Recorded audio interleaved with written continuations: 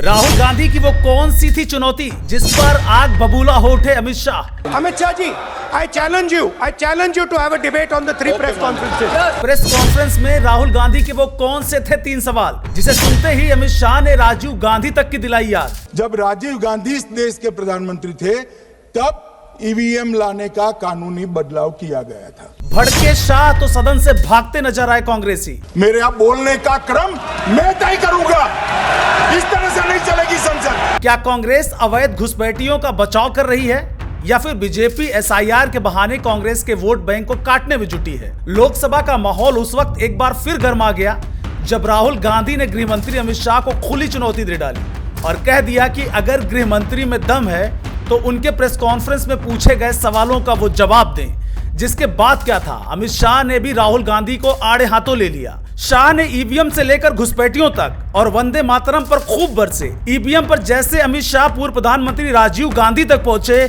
कांग्रेस ने सदन से ही वॉकआउट कर दिया। आखिर राहुल गांधी के वो 3 सवाल क्या थे जिस पर गृह मंत्री भड़क उठे और कांग्रेस को नसीहत देते नजर आए, राहुल गांधी को नसीहत देते नजर आए?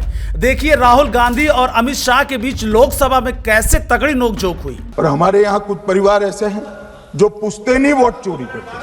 अच्छा बोलिए आप। हाँ बोले आप बोले। हाँ बोले आप बोले।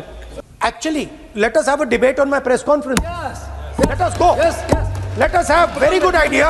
Let us have a debate on my press conference. Amit Shah ji, I challenge you to have a debate on the 3 press conferences. माननीय गृह मंत्री जी। मान्यवर, पहली बात मैं स्पष्ट करना चाहता हूं, मैं 30 साल से विधानसभा और संसद में जनप्रतिनिधि के रूप में चुनकर आता हूं। मुझे लंबा अनुभव है संसदीय प्रणाली का। विपक्ष के नेता महोदय कहते हैं कि पहले मेरी बात का आप जवाब दीजिए, मैं सुनना चाहता हूं।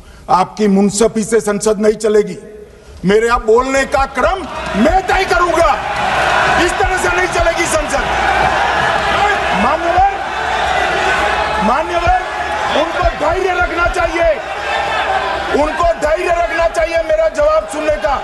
इनकी एक बात का जवाब मैं दूंगा, मगर मेरे भाषण का क्रम वो तय नहीं कर सकते, मैं करूंगा क्योंकि मैं बोल रहा हूं। मान्यवर, चुनाव आयोग एक तटस्थता से चुनाव कराने वाला संस्थान बनाया गया और इसकी मान्यता कोई पॉलिटिकल पार्टी ने नहीं दी।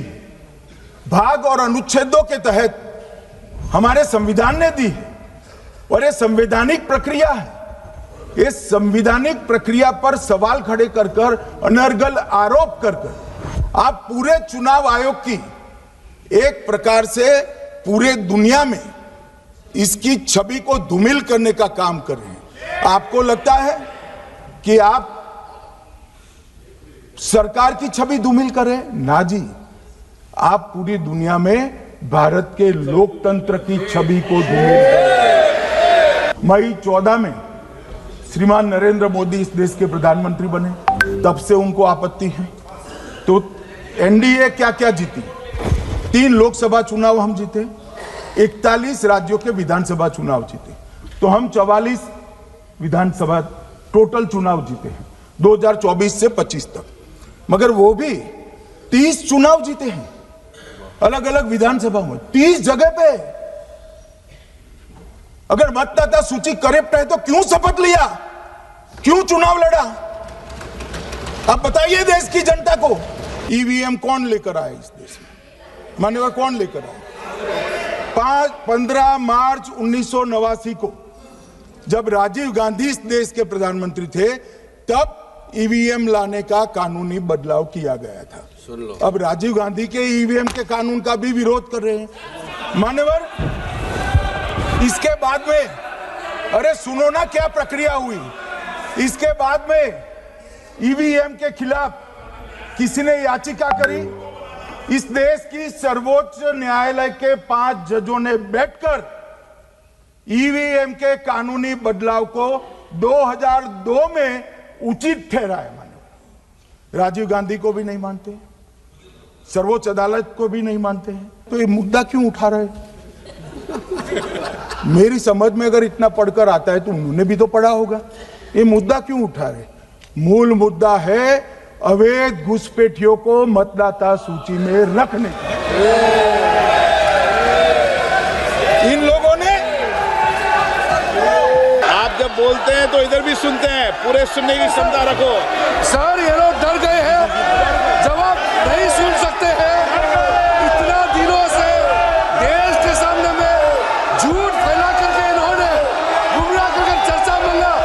आज गृह मंत्री जी एक एक बात का जवाब दे रहे हैं, ये भाग गए, डर गए, सुन भी नहीं सकते ये। अगर ये सुन नहीं सकते हैं, इतना दिनों से संसद के समय बर्बाद क्यों किया? अगर सच्चाई नहीं सुन सकते तो इतना दिनों तक सरकार पर संसद के समय लोगों को भ्रम फैला करके क्यों समय बर्बाद किया?